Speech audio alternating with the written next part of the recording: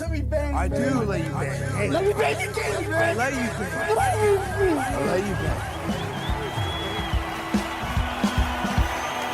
Greetings, nerds and virgins. Go for Jesus. No forget Jesus, people. Hey, I'm not surprised, motherfuckers. Ladies and gentlemen, it is time once again for your favorite mixed martial arts podcast. Recording out of Los Angeles, California, it's MMA Roasted with Adam Hunter. Who the fuck is that guy? Who the fuck is that? Hey, welcome to our brand new MMA Roasted Podcast. Me, Adam Hunter. I got a great show today. We got one of my favorite people in the world. Like I said, this kid came to my show when I was in Kansas City, and he was a kid. He was like a young guy with like 37 grandparents and Cubans that showed up. They invaded my show. He was in the LFA. He told me his goal was to make it to the UFC, and I was like, great, man, good luck. And he's like, one day you're going to roast me. And I was like, who is this guy? It seemed like a really nice guy, just a nice guy. I had no idea he was going to be the superstar that he's become, getting fucking call-outs from Miley Cyrus and that football player. I don't follow football, but the quarterback that, like, they're all responding to you. He's got a podcast with porn stars, like not only the hottest porn star ever, Kendra Lust. He's murdering it. He's won 6 out of 7. Julian Marquez, how are you, man? Man, I'm golden, dude. I'm always happy to get on here with you because I feel like you've been through this whole process with me. I've known you for quite some time, so you amp up my ego. I'm like, damn, dude, I forgot about this stuff. I forgot I brought 37 family members to your show in Kansas City. We roll deep out here for sure. No, your grandma was there. They were all proud of you. I think you had just beaten Matt Hamill in like 9 seconds or something. Yeah. And your goal was to make it to the UFC. And I mean, I was like, sure, why not? You know, I mean, why would he make it to the UFC? But I had no idea, like, you've been murdering people, man. Sam Alvey is not an easy guy to beat. He's a victory over Rashad Evans. He makes guys look really bad because he's got a really awkward style. It's almost like he's in slow motion, but he hits really hard. Is that what the black eye's from? Yeah, for sure. He punched me right in the eye. Like, legitimately, I won't forget it. It hit me so hard, I thought my foot was broken. Like, legit. I kid you not.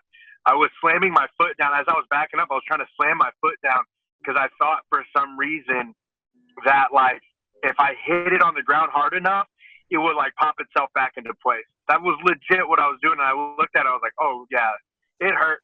It hurt a lot. I mean, were you prepared for that? Like, did you know going in, like, all right, this dude's a hard hitter? Yeah, I knew Sam was a hard hitter. I followed him most of my career. What am I saying? Most of my career. I followed him most of his career. Like, right. You know, I watched him.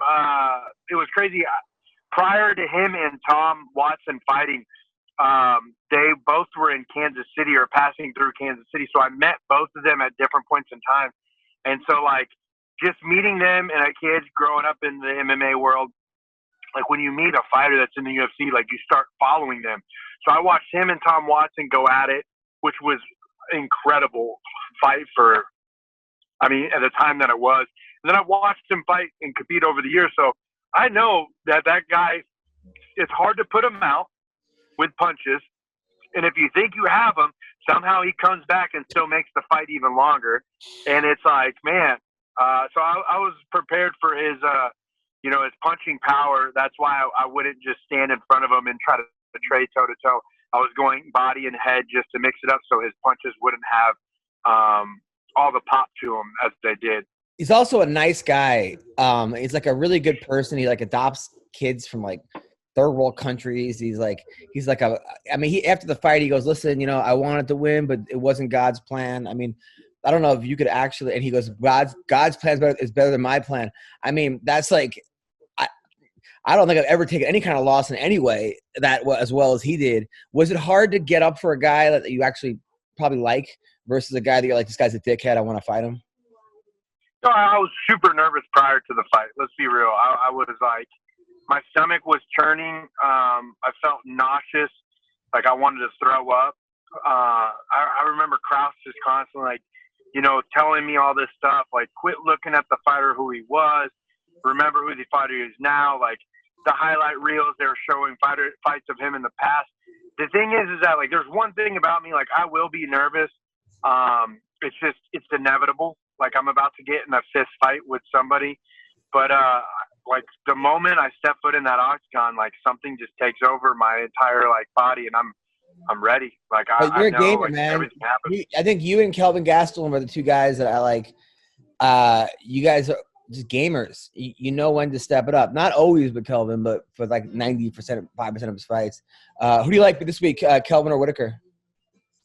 Man, that's a tough fight. Like, we should have got that fight a long ass time ago. Honestly, I think Whittaker, man. Like, Whittaker is just, dude, he's one of the toughest middleweights that we've ever seen, man. And anytime you fight him, he injures you. And it's not like he's intentionally injures you. It's just how his style is. He's a tough fighter. He hits hard. He comes from awkward angles, and he hits places that your body is not used to being hit. Like, I mean, he tore out the knee of Darren Till. He broke Cannonier's arm. Both times that he went with Yoel, oh my God, they both went to the hospital. Like, I mean, he was the first guy to make Yoel look human. You know, I mean, he beat up Yoel Romero. I forgot about those fights. Now, a couple things. Now, I thought you were on the right track when you called out Miley Cyrus. It was brilliant, and she responded. I called you up that night. I woke you up. You're like, I don't know if you were drunk or what. You took Ambien to go to bed. I'm like, dude, she responded. And you're like, what should I do? I was like, bro, fucking shave your chest. You didn't shave your chest. Was this because you didn't want to look like a fucking crazy fan, or you're looking long-term on this? Or you think you want to look desperate if you shaved Miley Cyrus in your chest? What was the thinking there? Man, like, when you called me and woke me up, I was just like, oh, shit, like, cool. Like, I still had to go to bed. Our flight was so early. Our flight was, like, at 6 or 7 in the morning. So, like, you called me at, like, man, I want to say, like, 2 o'clock in the morning. So I was out, mentally drawn from that fight. And, yeah, she responded to me, but let's be real, man. Like, everyone would have done that. And the thing is that I'm not everyone. I'll do my own stuff. Like, it's chess, not checkers, man. And I think that's what got us to have more of a communication between one another, because I just didn't hardcore fanboy out. Like, if someone legitimate, think about it. If someone legit asked you to shave or to do something after you asked them out, like, oh, you know, Adam, would you go out with me? Yeah, sure, I'll go out with you. Give me like $50, and then I'll talk to you about it later on the date, like when we're going out. No. You'll lose $50. So, like, I just don't. I'm not gonna try to be a simp. I'm not gonna sit there and cater to anything else. And honestly, too, I thought she was joking as well. And for sure. But MC. I've hooked up with a lot of strippers back in my prime, and I would say 99% actually almost all of them, every stripper I ever hooked up with, I didn't get a lap dance from. Like, once you pay them for a lap dance, they put you in this like client phase of like, oh, this dude, they're not gonna fuck you. Like, this guy's every other guy that pays you for $20 for a lap dance. But if I'm sitting there like, no, I'm like, I'll buy you a drink or something, or like, all right, let's hang out, whatever. Like, oh, hey, I'll take you out, and then we'll give you a lap dance. Like, then it's like, okay, that's the way to do it. So I think that was actually good thinking on your part. Yeah, at the same time too, man. Like, I only asked her to be my Valentine's. I don't understand why everyone was like, oh, he wants to marry her. He wants to go out on a date with her. He wants to be. I was like, nah, man, just be my Valentine. Like, do you not remember with your kids? Like, you give them like the little cards, like, be my Valentine. Come on. And then, like, shut up. All right, I'm not buying this part. You wanted to take her on a date and hang out with her and possibly, you know, make out, whatever you wanted to do. It wasn't just like a cute little be my Valentine. Come on, man. It's Valentine, dude. Like, what are we gonna do? We're gonna go on the beach and walk. Like, I'm not gonna go Why not? I fight for the UFC. There's no way we're gonna sit in like the most expensive restaurant or go do like some crazy shit. Like I don't even know what she's into, man. Like, but dude, you're like a rugged guy that could protect her, that could probably beat up her dad. She's into guys that are like manly men. She seems like she's kind of I would say hillbilly, like a country girl. You know, you fit the description of a guy that she would go for. It was actually a really good call out because she's into guys that are like, can take care of themselves, have facial hair, look like they've been punched a couple times in the head. You know, I don't know if she's going for Justin Timberlake type guys. You know, she's going for a guy like you. So that was actually a good call. Now, but when you called out, what's the quarterback? What's his name? Patrick Mahomes, Travis Kelce, and Tyreek Hill. That was cool, but I feel like we were on a much better road with the girls. Like, I mean, you could have went to Taylor Swift, or you could have you could have went other chicks. I feel like we kind of, now you're playing pickleball with a dude. I mean, you were on the right track. I think you got a little too funny. We got to get back to you banging pop stars. That seems a lot more cool. No offense. I'm sure, you know. It is. Yeah, for sure. The social media and influencer and popularity shot up, calling out Miley Cyrus and Taylor Swift, or not Taylor Swift. Actually, I did call out Taylor Swift like many years ago. It didn't work out that well. The popularity goes up with Miley Cyrus. But this is the thing, man. Like, you can't beat a dead horse. Like, it's already ran its path. It's already happened. So it's like now everybody's expecting. Yeah, but you could have pretended hey, Miley, you didn't put out on our date. Maybe next time you could have actually had like a fake relationship with her. I mean, you could have. I hit up. I tried to get on have ABC do The Bachelor. Did you not see that? Yeah. I put a pitch out there. Let's put me on The Bachelor. Instead of just calling pop stars out, let's just get 40 women in front of me. Put me, in a mansion with unlimited supply of food, drinks, and everything, and have women fight over me. I'm down. Like, this is like the ultimate fighter, but 10 times better. The ultimate babe. That's what we'll call it. I think it's a good idea. Now you and Kendra Lust have a podcast together. She's obviously smoking hot. There's a lot of pictures of you guys together that are like you look at them like, oh, like they're banging. Like they have to be banging. Like she's naked in a chokehold with you, or her legs are on top of you, or like, she's grabbing your package. Like, is it what's going on here? Talk to us. All the people want to know. We're business partners, and we have a podcast together, and we do some cool shit. Like, that's the thing. If you have to come out with us whenever we're in Vegas. June is.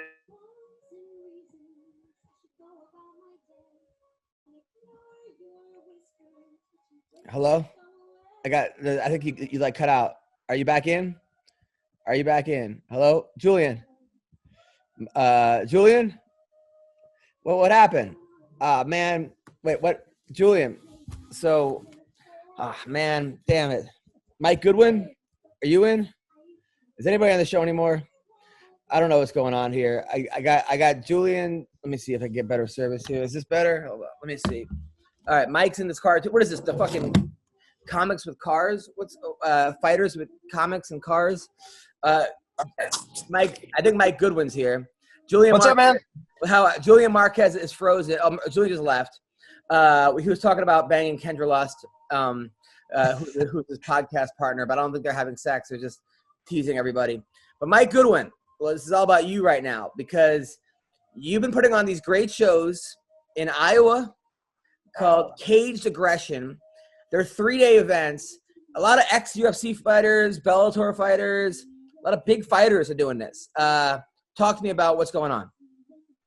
Well, first of all, man, thanks for having me. You're one of the giants in this thing. You talk to the giants in the sport, so taking the time for me is pretty awesome, man. Thank you. I'm a big fan.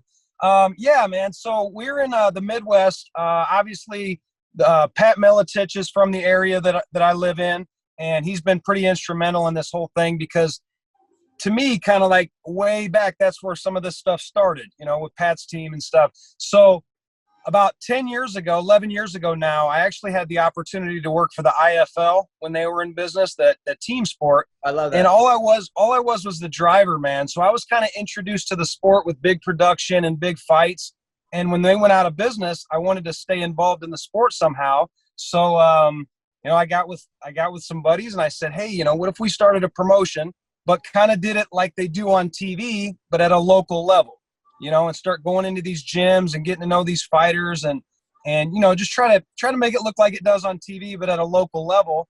And then here I am 10 years later, 14 2-night events. We just did our first 3-night event. I'm working with guys from all over the country, and the thing just keeps snowballing, man. So who won your last event? Is it a tournament? No, actually, I don't even know how many years ago it's been now, but we started gaining so much interest to be a part of the show that it just kind of felt like one night wasn't enough. I put a lot of planning and time into building an event, and it just seemed like it come and go so fast that maybe like 7 years ago, I said, why not do a back-to-back night?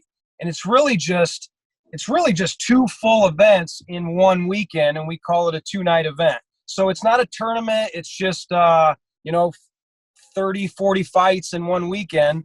And like I said, in March, we just actually did our first 3-night event. And that was kind of prompted by all these states being shut down and guys just starving to fight, man, from everywhere. Yeah, so I was able to – Who are some of the names you got? So, in March, we got to work with Kenny Robertson, a 9-time UFC vet. He actually fought Dante Sciro, who fought in one championship.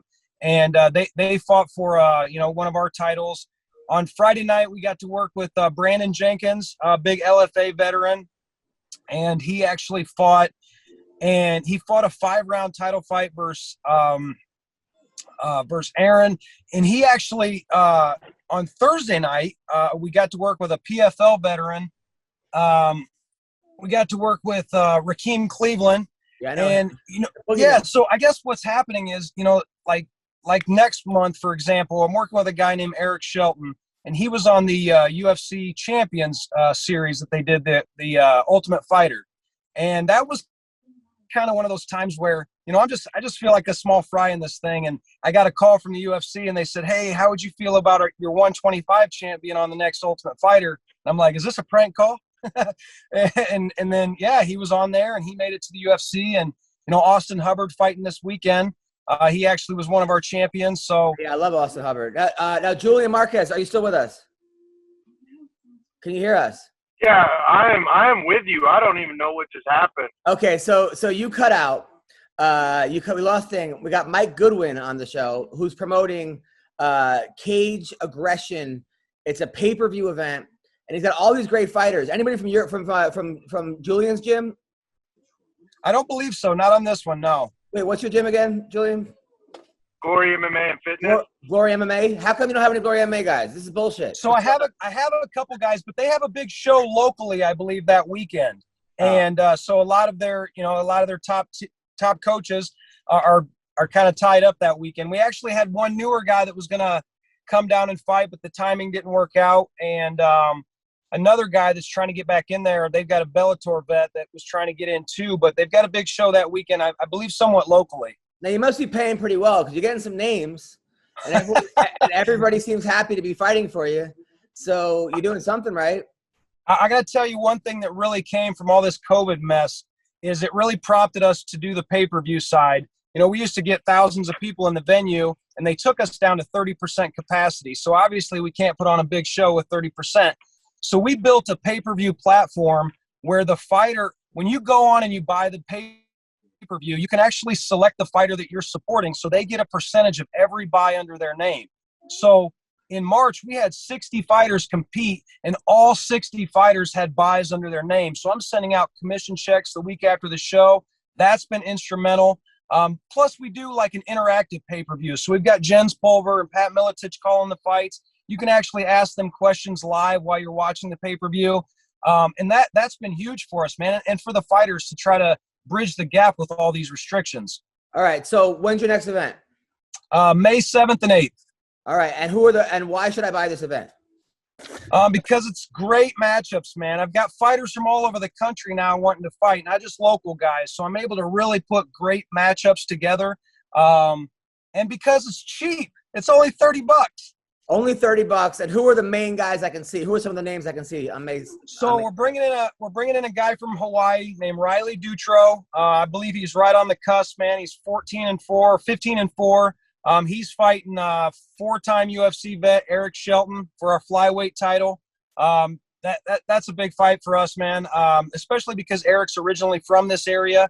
On Friday night, we're doing we're bringing in a guy from Oregon named Adam Fugit. He actually is a K1 champion. He's, I believe, 8-2. He's coming to fight a hometown boy that just beat up a guy from Wisconsin. And I believe he's right there too, man. His name's Josh Neal. And they're definitely contenders, whether it's here or out in Oregon. And really, I'm trying to get these guys calls to bigger stages, whether it be LFA or Bellator. And I believe this matchup does that for those guys. I love it, Mike. I love it. So, okay, so what's the website that I could buy this on? Real simple, cagedaggression.tv. Cagedaggression.tv. Well, thank you for taking the time. Dude, thank you. I'm going to be watching this. I llove the guys you have. I love some of the guys you have. I love that guy, Trace. Did Trace win his fight? He did, man, in pretty dominant fashion once again. He had a step up in competition from his pro debut. He looked fantastic. He's a great kid too. I love it. Well, thank you, Mike. Take care. Have a good week. Thank you, man. Appreciate your time. Anytime, brother. That's Mike Goodwin. All right, back to you banging these porn stars. Okay, way more entertaining. So I missed that one. All right, so basically, Julian Marquez saw his fight last week. Bill Dawes is here. Julian has been killing it. Submitted Sam Alvey. Has a podcast with Kendra Lust. He says he's his business partner, whatever the hell that means. But they're also friends. So what I think is happening is this: Kendra is hooking you up with her friends because I think she's a lesbian, right? So you're sleeping with her friends, but you don't want to. She probably wants to bang you, but you don't want to mess it up because then she'll have feelings for you. You won't be able to fuck all her friends. Is that true, Julian? She's actually married. Oh, okay. Well, there goes my theory. But she does love women for sure, and she has a lot of supportive friends that love UFC as well. So you're hooking up with her friends, Julian. You're living the dream, man. You're now. You come a long way since Top Golf. Are you still working at Top Golf or no? No, man. They fired me, dude. Why'd they fire you? They fired me. So back when the pandemic happened, they put everyone on temporary leave or whatever, and then whenever they started having more people come back, in January or July of 2020, they called me and said, "Hey, we're doing limited openings. Will you be interested in coming in?" I was like, "No, right now, I have a fight in August. I need to make sure that you guys are a safe environment for me to go and work with the COVID restrictions and everything and the quarantine." With the UFC, I was like, man, I don't want to run the risk of being around a lot of people and then testing positive for COVID and then losing my fight. So I told them let's hold off. Let's wait a minute. And then the next thing I know is they end up calling me in the end of July and they said, hey, if you don't show up to work, then we are going to terminate you. And they called it voluntarily terminate. I was like, I'm not volunteering anything. I'm not quitting my job. It's just you're not safe for me to come back. You've already had, I think they had 6 workers test positive for COVID. So during the time of them being open, and then they just argued with me and said, we have to let you go. You can still work for the company, but we're going to voluntarily terminate you. And I was like, that's incorrect. I'm not giving up. I'm not quitting. The only reason I thought that is because your posts about people who are bad tippers were hilarious. Those were some of my favorite things. You would put people on blast all the time for giving you bad tips. Absolutely. Now, do you like training? Are you going back to Vegas at all to train with Syndicate, or are you strictly Kansas City now?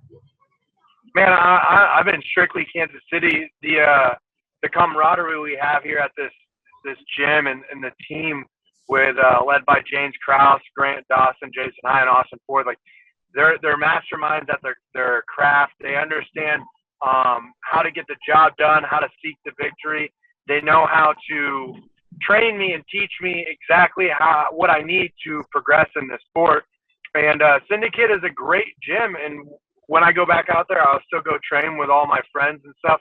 But majority of the people that I trained with and worked out with 3 years ago, whenever my arm was intact, you know, they're all gone. They all left. There's really the gym cycled everyone out and started brand new. John's done a great job building that team fresh, and he's doing a great job in getting these guys like in the UFC as well. So, you know, hats off to him. I just right now the guys at Glory MMA are the right fit for me at this time. Is Anthony Gutierrez still work out there? Yes, he does. Shark bait. I fucking love that guy. Dude, he's a wild one, man. But he's a savage too, man. Yeah, he is a savage. Now, Ben Askren versus Jake Paul. Freddie Roach today said that Jake Paul is going to knock out Ben Askren. I mean, that Ben Askren is going to knock out Jake Paul. Freddie Roach has been training with Askren. Said he's going to sit him on his ass. Other people like Uriah Faber are saying that Jake Paul's got him. What is your opinion on this fight? Dude, in all honesty, it doesn't really matter. You know, these guys both are going to make a significant amount of money off of a fight. Jake Paul, his YouTuber following and everything, they're gonna pay him as well as Ben Askren. So technically, the real winners are them two. It doesn't matter who wins or who loses. But in my honesty, for an amateur boxer, I feel as if Jake Paul actually has decent hands. He's not bad. Very fundamental, very powerful. He's way bigger than Ben Askren. Ben Askren's been in there with some of the best, and if you want to sit there and, you know, throw a flying knee at him while he's taking a shot, yeah, of course you're going to knock him out, but it's boxing. I don't see him knocking him out cold on the I don't know, man. I don't know. I feel like Ben can eat some shots for sure. I think it's just going to be the real winners are those two. And yeah, but you don't everybody think that watches Jake Paul knocks out Ben Askren and then his entire Twitter and Instagram is going to be him shitting on every UFC fighters? That's going to be annoying to everybody. He's not shitting on UFC fighters. He's just shitting on a retired fighter that had hip surgery 7 months ago. Good point. Yeah. You know, like it doesn't bother me. Look, he can sit there and call out whoever he wants and stuff, but at the end of the day, he will never amount to be a UFC fighter. You're boxing somebody that's not a boxer. Again, you're boxing someone that's not even a striker. You're boxing a wrestler, grappler. Like, yeah. What's going to happen with Jake Paul is he's going to get the echo chamber, tell him how amazing he is, and then he's going to challenge a real UFC striker next. Oh man, I feel like Henry Cejudo would knock him out. He would. Cejudo's calling out Mayweather, and now they're saying Eddie Alvarez is going to fight Oscar De La Hoya. That's the word. Some people said it was going to be Chuck Liddell versus De La Hoya, but now they're saying it's going to be Eddie Alvarez versus De La Hoya. This is the thing, man. Like, look, I love actual fight. I love fighting, man. When we sit there and watch, like, the last fight, the Yusuf Zadiq versus Arnold Allen, like, that's a fight. Like, that was an exciting fight to me. Like, watching these two people try to make it to push their names up, like, that is a competitive fight. But I can't watch competitive fights all the time because my heart can't take it just from the excitement. So I like these matchups where you have like a YouTuber versus a retired UFC fighter. I think that's great. I think the sports need that.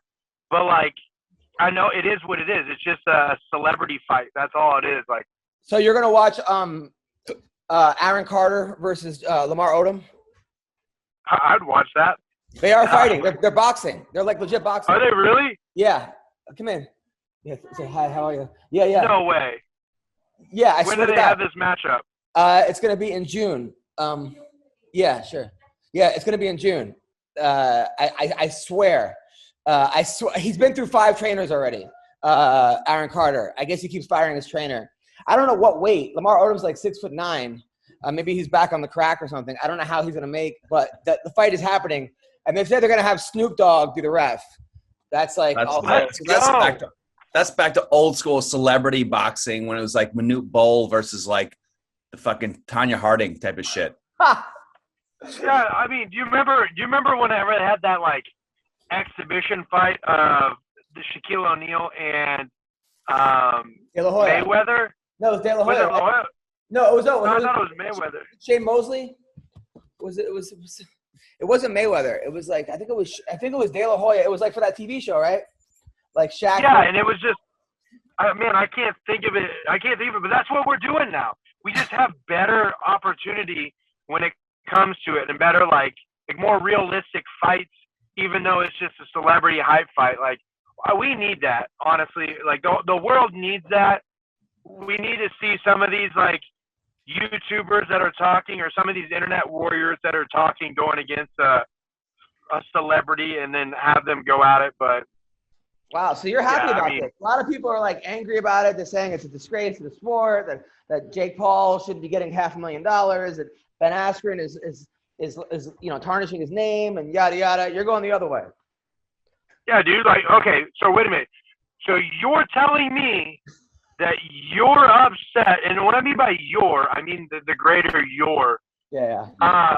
You're upset that two people came together that had an idea that can sell fights, that can promote fights, that can build a fight up and make a lot of money. You're mad because they're doing it. But if the shoe was on the other foot and you could be in the same position, you'd gladly fucking take that. Right. Yeah, no, like Marvin Vittori was mad about it. Marvin Vittori was the guy pissed off about the whole thing. But that guy's he's pissed off about everything. Like that guy, yeah, that sounds about right. I don't really know what that guy's not pissed off about. But he's a great fighter. Marvin Vittori is legitimately a great fighter. He's the real deal for sure.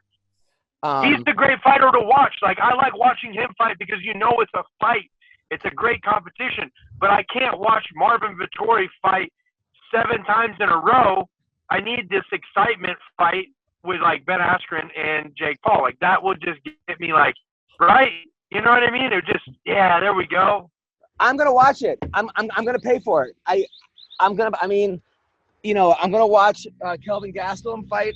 But I think before that, or it's the same time. But I'm 100% gonna order this stupid fight, and then I'm gonna see Frank Mir box Steve Cunningham, who's like 97 years old. He was supposed to fight Antonio Tarver, but Tarver couldn't pass the physical, which I think consists of like touching your toes. I don't even understand like how bad a shape you have to be to not pass a boxing physical.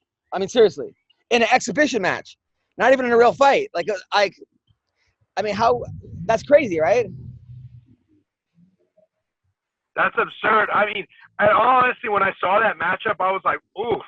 There's paydays, and then there's days that you don't want to fight. And that would have been a day I wouldn't want to fight. I wouldn't fight Tarver. Tarver is a KO artist. It doesn't matter if he's been removed of it for a long time, that he knows how to throw his right hand solid. That would have been a very at what point do you like say like money's not worth it? Well, I heard he's getting like $500,000. Frank Mir is. I mean, cool. I wouldn't.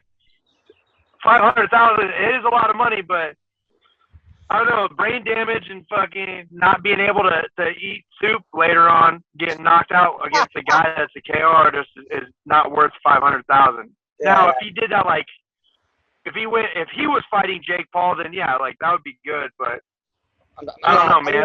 I'm like trying to open my garage door right now, and it's not working. I got this thing, and it's like this is the best podcast ever. So we have Dan, the Hitman Moret as well. You know Dan Moret, Julian. Oi, Dan. How much would it cost? How much would it cost for you to fight Mike Tyson? Mike Tyson? I'd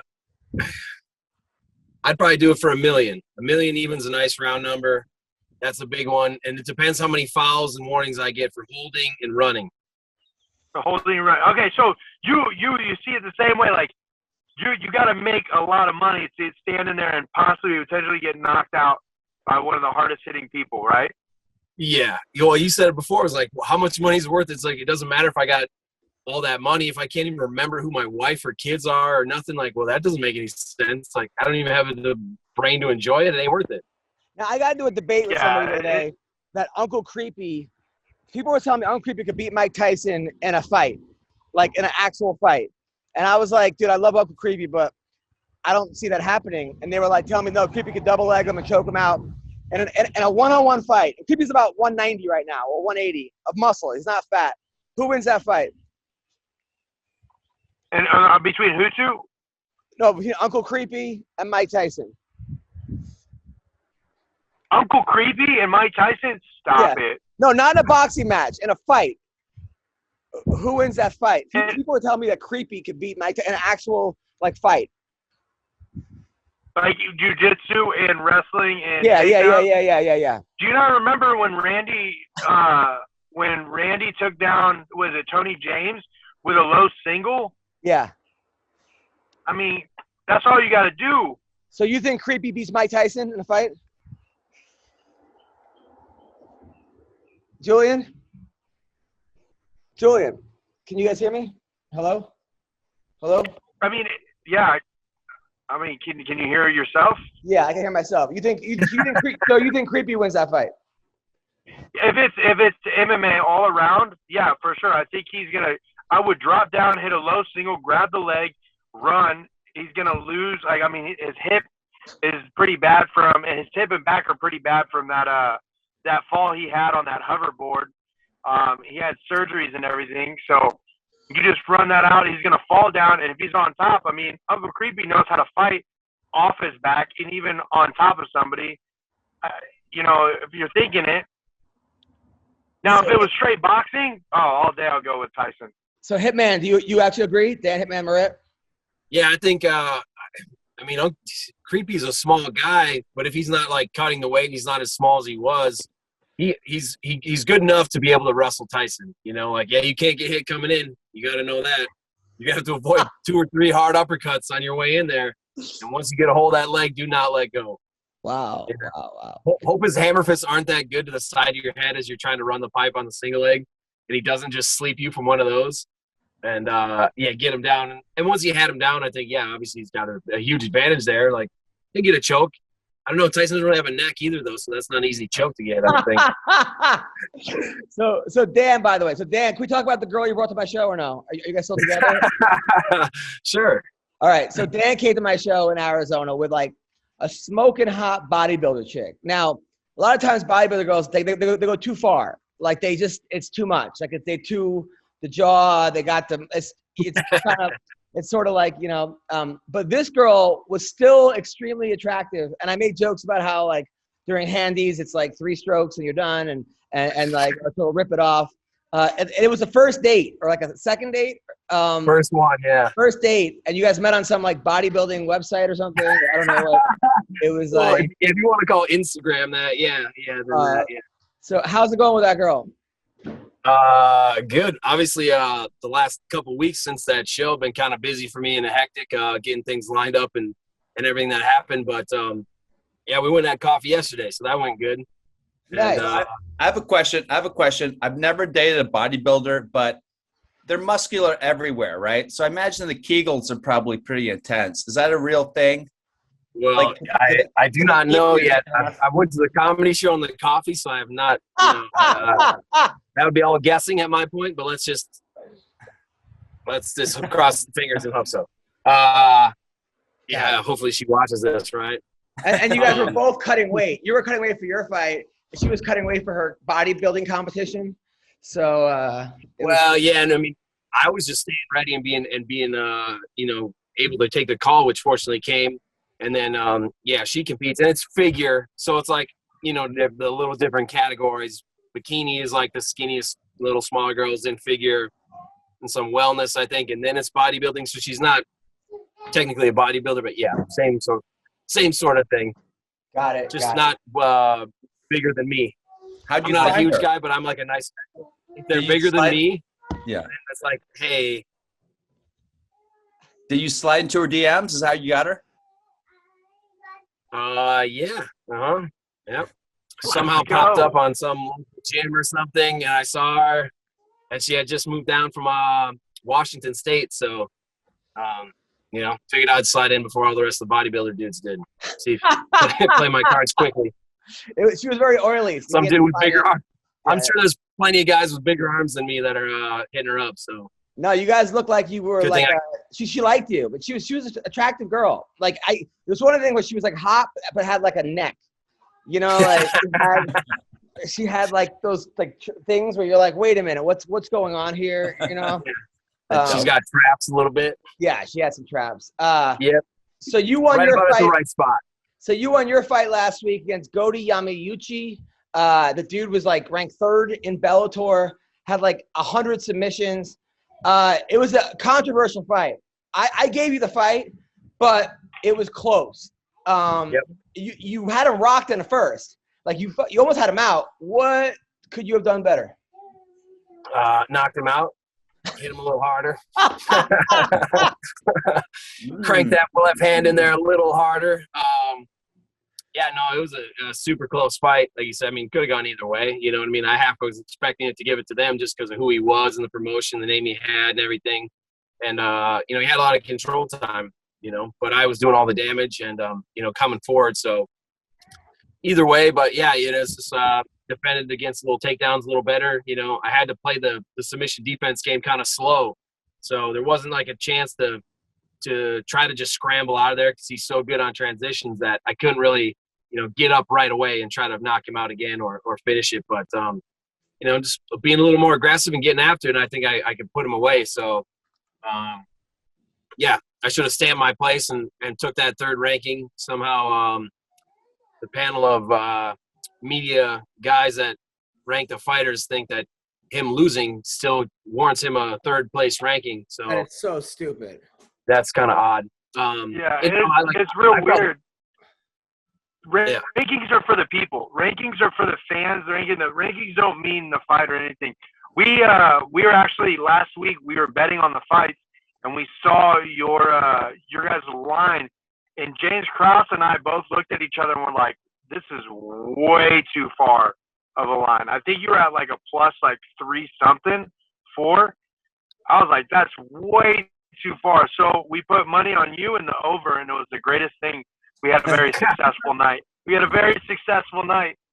But when it comes to rankings, there's people in the spots of those numbers that it's just for the fans to look at the number and be like, oh, this is why this guy is like, oh, these two are fighting like this. We're going to be a good matchup because of the numbers.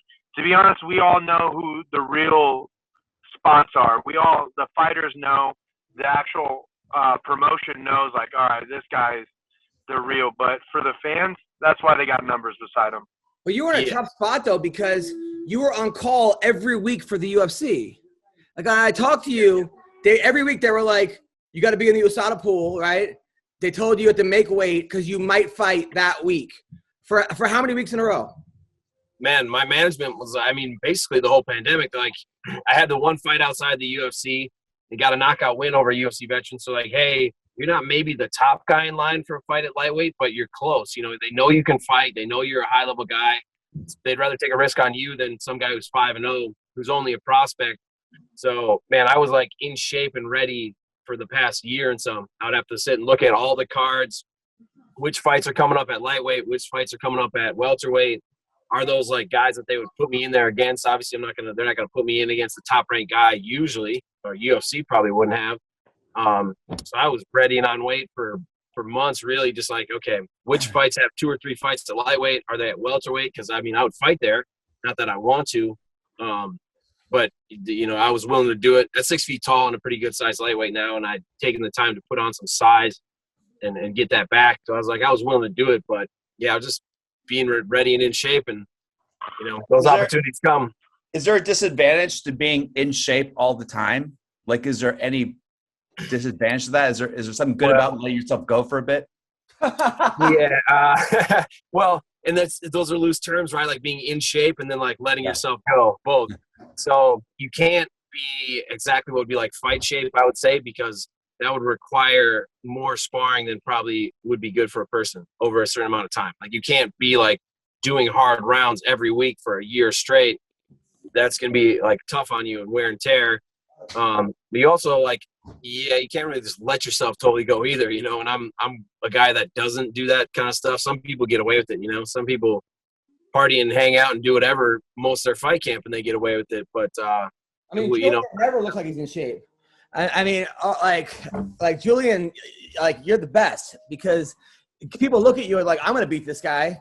And then you just go out there and fucking rock him. So good. It helps, man.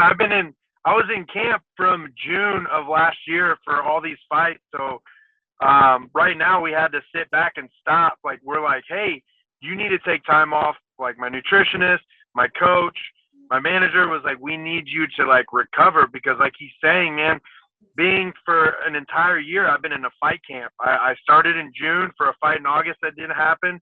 I had another fight in November, and then I had another fight in February, now April, and we're coming up on a year, and I've just been in straight fight camp, not regular, just training.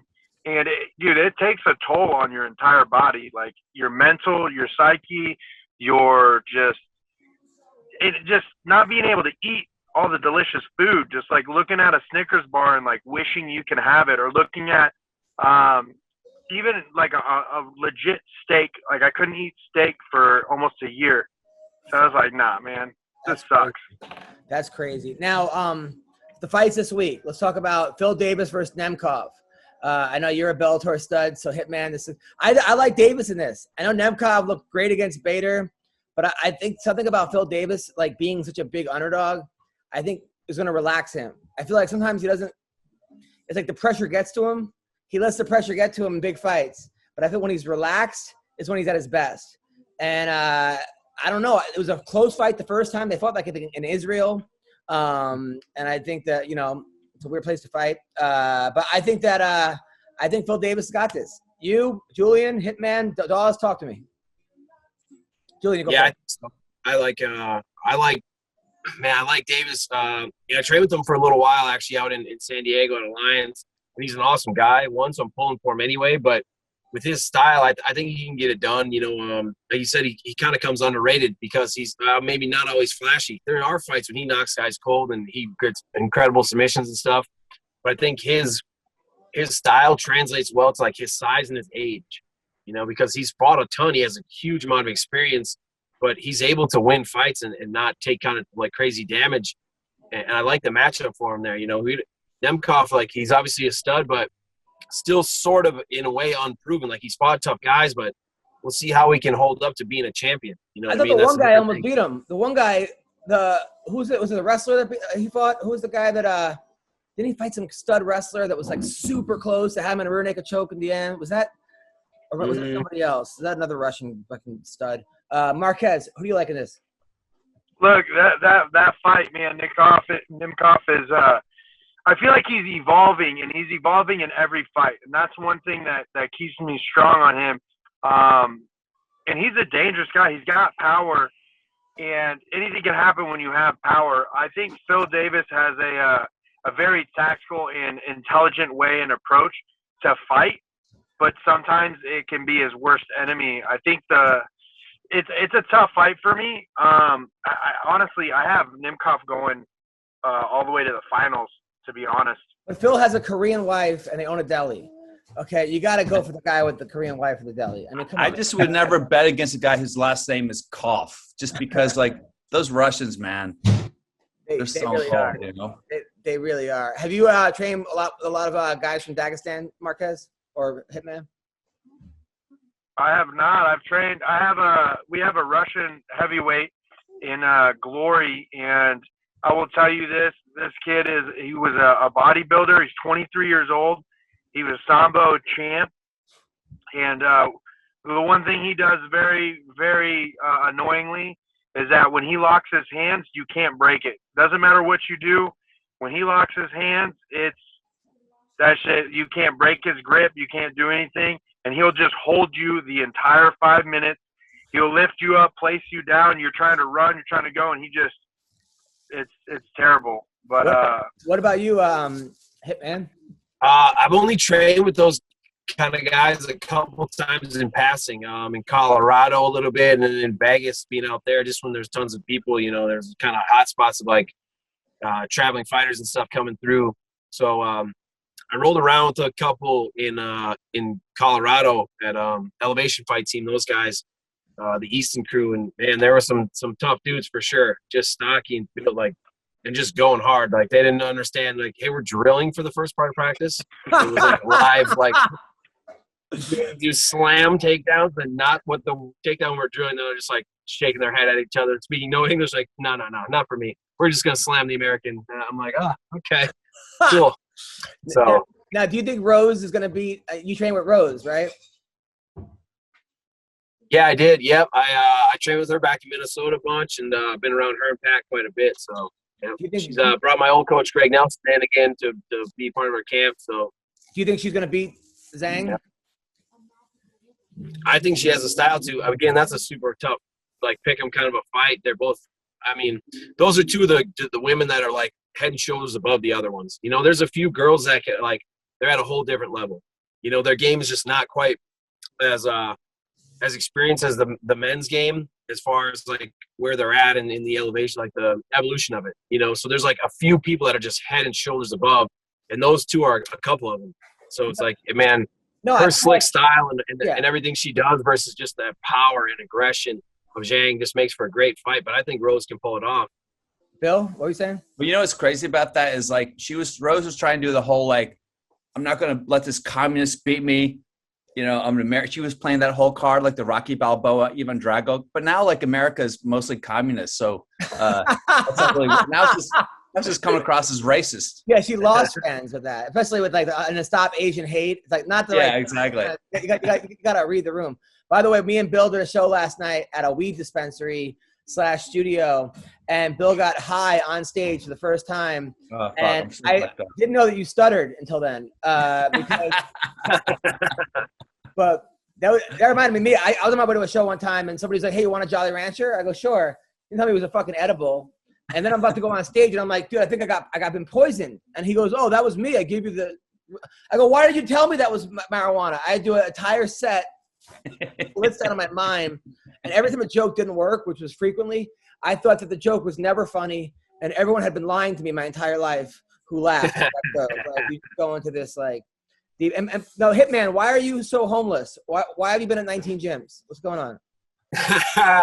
Man, it's just moving around trying to find your spot, you know what I mean, and what makes sense and works for you, you know. And it's just the whole martial arts like lifestyle has been a real experience for me. So I let it take me to places, you know what I mean, and like do its thing. You know, I want to see the world and be able to do that and experience it. So the fights are obviously one thing.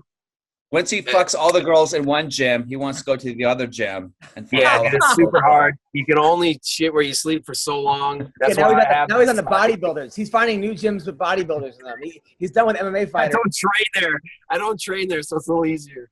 Yeah. Now, by the way, do you train? So he's able to have a relationship now because he doesn't see him every single day. Of course. I like that tactic. I'm going to dive into bodybuilding too, man. I went to porn stars. That's the difference. I went to porn stars because at least everybody can enjoy. You know what? I used to like hook up with a bunch of porn stars, and I always thought that like it was fun because they would be like, if you were good in bed, they'd recommend you to like their friends. They give you like a good Yelp review and stuff. But because like they only keep a certain amount of guys in their circle that aren't in porn.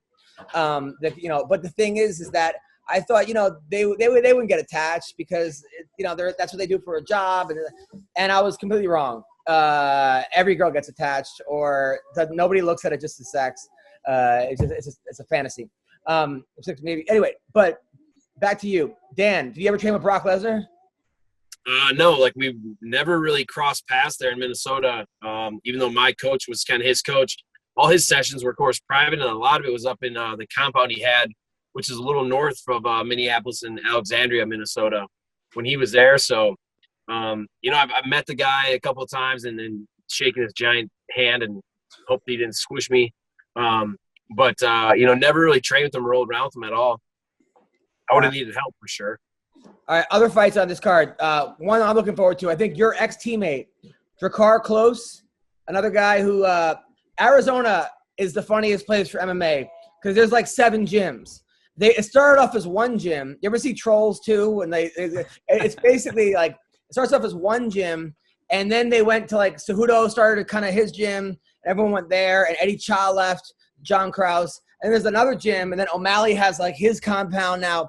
There's like 16 gyms in Scottsdale, and they all like leave each gym and break up with the gym and join a new gym and then come back. Am I right? Is it? Yeah, it's incredible how many high-level gyms are in the like greater Phoenix area. It's crazy. Where it's not just like, oh, that's the one gym for the state where like the high-level UFC, Bellator kind of guys are at. It's like, no, there's several of those around. And yeah, it's sometimes it's different for everybody. Some people can be with one coach or one team their whole career, and other guys it's like every 6 weeks they're going somewhere else, and other guys it's like a couple years there or whatever it is. But yeah, Arizona, it's the decks get shuffled a little bit here. Yeah. Yeah, and then the women are insanely hot. Drakkar Close, Jeremy Stevens. Who wins that one?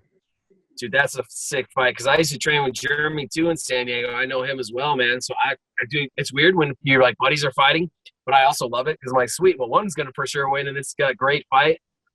Man, I love both dudes, but I think Drakkar can pull this off, man. Like Jeremy's a fucking tough guy, and you cannot get hit by him. It's gonna go bad if you get hit by him. But I think Drakkar has he learned a lot from his last fight. He's training hard, dude. I know him. Even with his bouncing around Arizona training system, half of it in his garage with his girlfriend Courtney and wherever else they go to. He's training hard, and I think he pulls it off. Julian? Yeah, man, I'll have to piggyback off of Hitman's same scenario. I think that coming up in weight will be good for Jeremy Stevens, but I think that Klaus has a his great tactics and approach to all these type of heavy hitter fighters. The only thing I don't like is whenever he gets injured, he tries to trade for punch.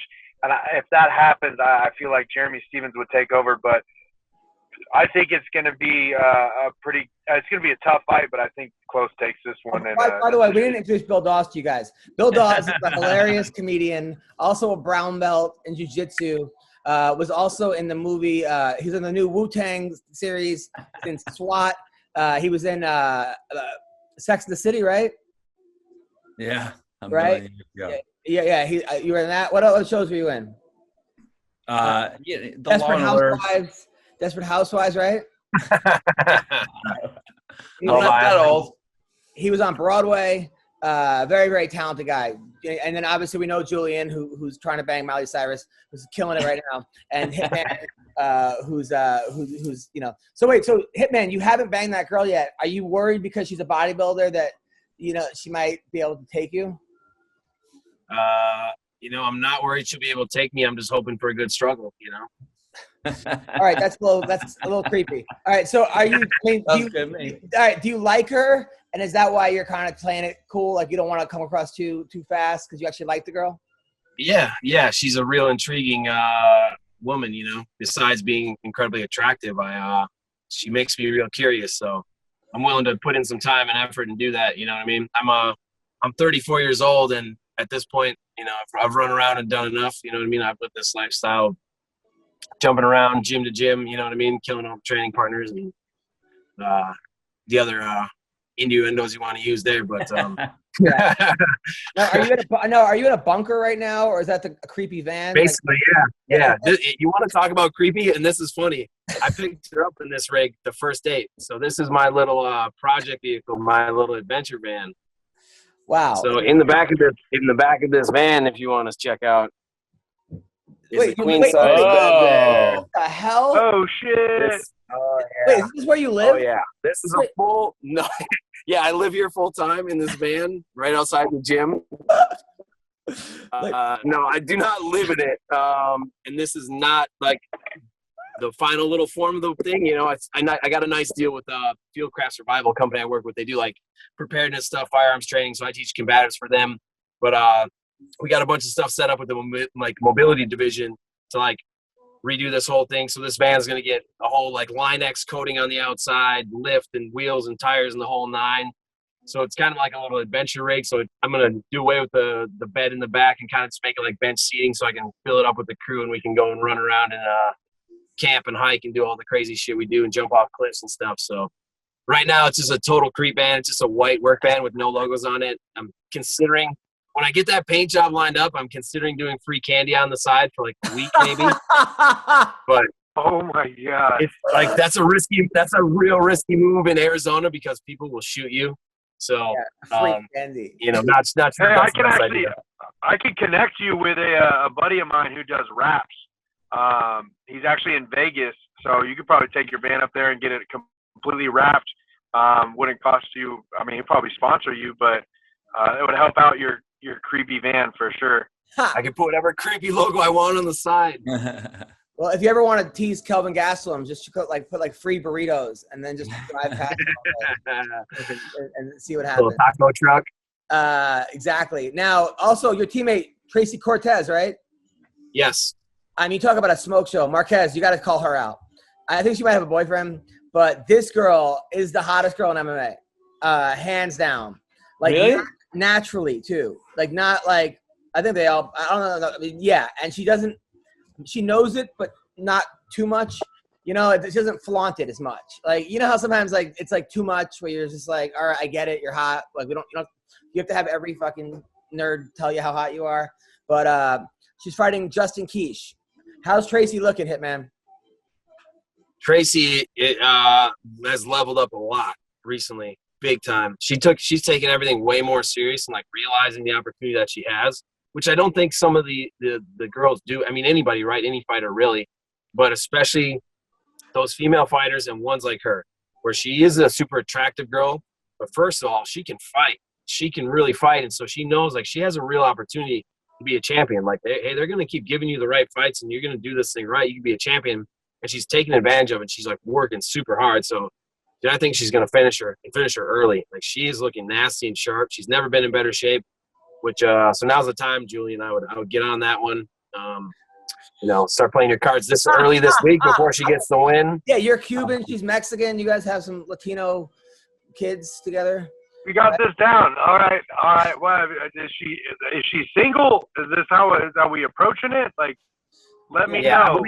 I believe so. I don't delve into her business too much, but I think, she's single right now. Will you lend Julian your van? Yes, for sure.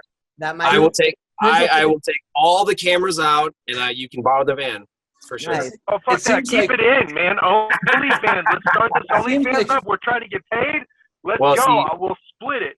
I have a side bench that's better. It's Only Dan's, and that it's also doubles on my Only Vans account. So the money streams are already built in. If you guys are cool, sign off on the content, then we can really make it happen. Those two sites, I'm like the main guy on both of them, basically because I started them. But we could definitely get some real traffic there with big names like you guys. I'm with it. I mean, Fake Taxi started somewhere, so we got a good place. The Only Dan's and Only Vans. I'm with it. Phil, what were you saying? Yep. You can park it, or I can drive. Either way, it's fine. I'll drive you around. The scenery can change in the background. It's cool. I feel like we definitely have to change it up. Female fighters in UFC, they always have fighter boyfriends. Not true with the male fighters. Male fighters will date like fucking lawyers and shit. But female fighters, I feel like they always date fighters. Isn't that right? Well, I think they're always surrounded by like manly dudes all day in the gym who are like, hey, you got to work on this to defend the rear naked choke.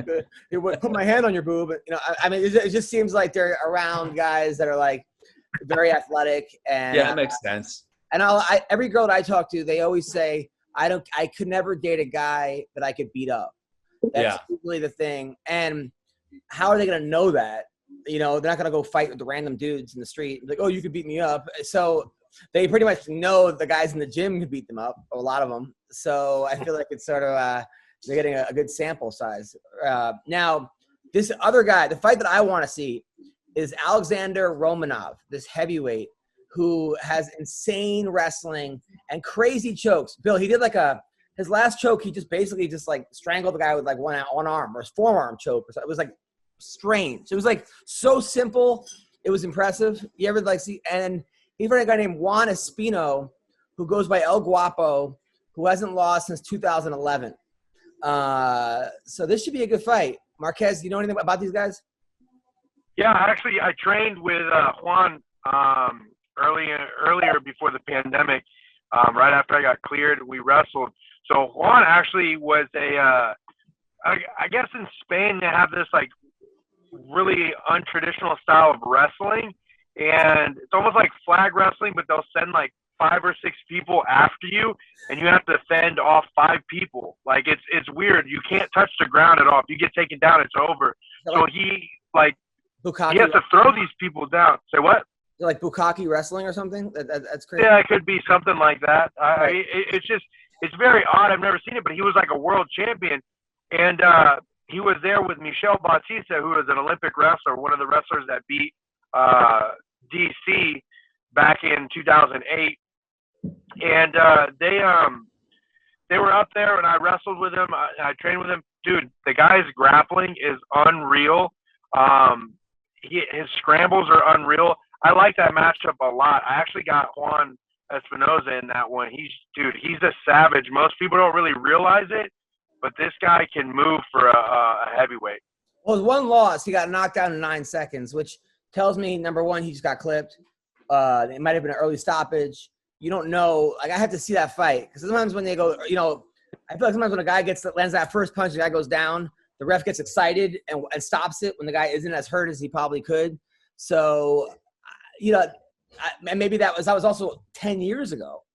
So, yeah. Yeah, you gotta look at it like, man, there's a lot that goes into it. But, I mean, you're at the heavyweight division. Like, you could put money on everybody and you'll have a safe bet. Like the Curtis Blades, Derek Lewis, Curtis Blades was doing good, and all of a sudden Derek Lewis caught him with a punch that took him out. The same thing as, again, Derek Lewis and Volkov. Volkov was dominating Derek Lewis in with the last couple of seconds. Just one hit, man. That's all it takes. So, both of these guys are grapplers. Both these guys are going to come after each other with the wrestling aspect. And then we're just going to see who has the cardio and who has the better transitions. Dan, Hitman? Yeah, I love that fight. I don't know a ton about either guy, but I've seen him fight and like you said, heavyweight's always interesting because it's, every weight class is sudden death overtime the whole time. That's what I explained to people's fights. That's why I don't bet on fights. It's the only sport with sudden death overtime the entire game. You don't just get to throw a flea flicker, and then if you get that pass and score, then the game's over. Or it's not like a half court shot in basketball. It's if they make it from there, the game's automatically over. That's how fighting is, and especially at heavyweight. So when it's talented guys, and there's so many good matchups now that the skill level is improving, that there's interesting ones like this. I'm excited for that fight. Well, listen, I freaking took your guys' time so much. I can't thank you guys enough. Julian Marquez, how can people follow you? Just get on J Marquez MMA on Twitter, Instagram, Snapchat. Just hit me up there. I'm so happy for you, man, because you've been an underdog your whole life, dude. Even on the Contender, all they kept telling was how good that other guy was. He trains with John Jones. He's the greatest fighter ever. He's the next big thing. And you were like, nope. And you just knocked that dude out. And then it seems like before the last fight, you were losing and your corner was like, Krause was like, if you don't fucking do this, you're going to lose. And then you just came out and did it. The same thing happened with your teammate with 1 second left. I don't know if that's your new thing now, was to lose the first 2 rounds and then come back with 10 seconds. But you got to get that $50K. That's what we're fighting for, right? Fuck yeah. So I'm so happy for you. And Hitman, you, man, to fight a guy like a jiu-jitsu specialist with the most submissions ever in Bellator and beat him on a week notice, man, you're a badass, dude. Seriously. That chick should bench press you tonight. So did you guys celebrate at all? Did you at least handy with spit? Not hey, I just went for coffee yesterday morning with her. That was it. I just got back and I've been right back in the gym. I'm trying to fight next month. So, you know what I mean?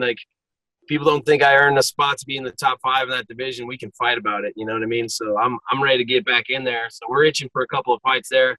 Hopefully these dudes say yes. You know what I mean? I don't think, I don't know. We'll see if these dudes are scared of me over there or not. They thought they were going to get a pick 'em easy little win, and now I think they're concerned. So we'll see. They want to get it. People want to check it out. It's at Hitman Moret on Instagram. Everything from there just kind of pulls off the Instagram. I don't think around on Twitter, Facebook, or nothing. That's not my place. And Bill, what do you got coming up, Bill Dawes? We got a show Friday. Tomorrow night with Jeremy Piven at the Ha Ha Comedy Club. Friday night. And then next week I'll be in Boca Raton, Florida at the Black Box Comedy Club. And then I got a bunch of stuff coming up. I'm doing a nudist colony on May 30th. What? Yeah. Do you need a feature? You want to come for real? Yeah. When is guests for that, or what's up? I'm sure it's not not gonna be the hottest. Yeah, nudist colonies are usually a bucket of yucks. Yeah, it's usually not good. It's usually like the Bellator heavyweight division. You know, Weird guys that live in vans and stuff. Yeah, manatees. Right, exactly. Maybe I'll pull up in this guy's Scooby-Doo van. Well, listen, thank you guys so much. Take care. Have a good weekend. You guys are the best. Later, brother.